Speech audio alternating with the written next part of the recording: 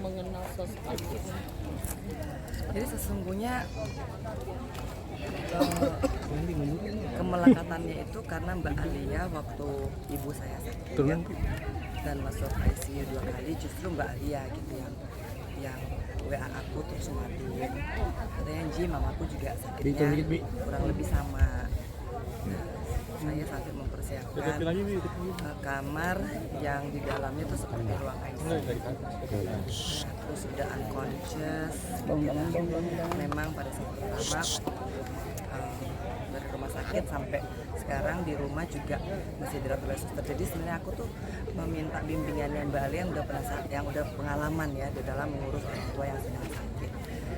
Nah, jadi ketika situ saya merasa bahwa ya Allah, Mbak Alia itu pengen membuat saya juga merasa nyaman dan punya ilmu tentang bagaimana merawat orang tua yang pasca kena pneumonia.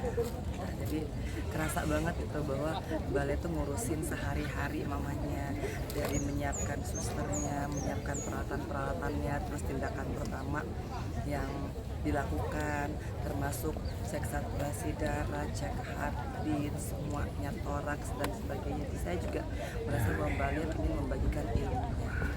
Nah, saya tuh membalasnya alhamdulillah sih Mbak, mama saya tuh udah pulang ke rumah, alhamdulillah udah lepas oksigen gitu. Nanti saya berburu sama Mbak Alia untuk langkah-langkah selanjutnya. Oh iya, pokoknya cari suster aja dulu Ji. Nah, sebenarnya lebih ke situ sih, makanya saya saat mendengar ini saya terpikirkan Mbak Alianya, dan mudah-mudahan Mbak Alia kuat, terus sabar terus. Paling tidak ada kebaikan yang diberikan Mbak Alia kepada saya khususnya, itu ketika Allah menghadirkan satu pengalaman untuk merawat ibu. Tapi gimana tanggapan Mbak Angie terkait Mbak Alia Rohali sendiri yang tidak ada di samping almarhumah saat mengeluarkan napas terakhir, seperti apa? Mbak Alia mendampingi mamanya daripada saat anfal, kemudian di rumah sakit selama 3 minggu sampai pulang ke rumah. Masya Allah, saya mengurus mama saya di rumah sakit tuh hampir sebulan, 2 minggu. Kemudian sampai sekarang I can feel, saya bisa merasakan apa yang Mbak Alia rasakan. Dan dari kata-katanya Mbak Alia kan saya bisa membaca bahwa ada kesedihan, bahwa ada perjuangan di situ.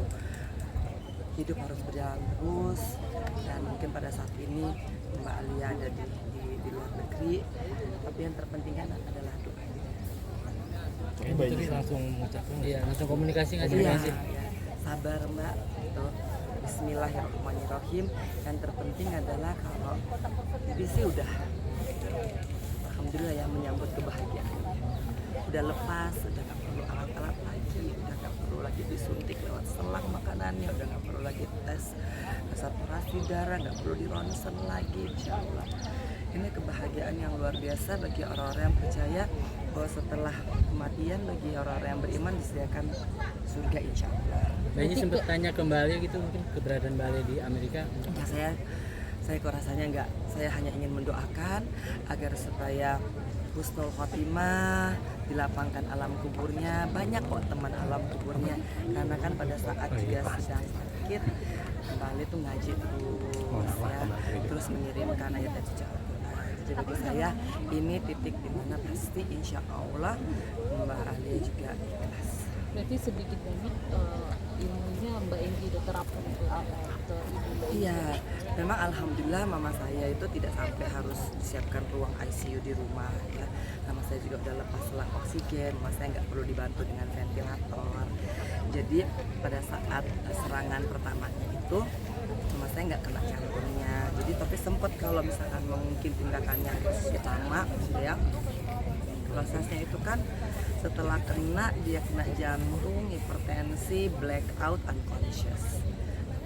Jadi mungkin tahapan-tahapan gitu lah. Dan saya pikir pasti Mbak Alia juga ketika melihat ibunya dirawat di rumah dengan segala macam peralatan itu, udah pasti sama Mbak nggak bisa ngebayangin gitu kan, dengan tabung oksigen, dengan sonde yang harus dimasukin makanan dari mulut gitu kan, kemudian harus melakukan home care ya, dengan setiap minggu 2-3 kali. Masya Allah, tabarakallah, Mbak Alia tuh udah melakukan kewajibannya sebagai anak untuk mengurus orang tua.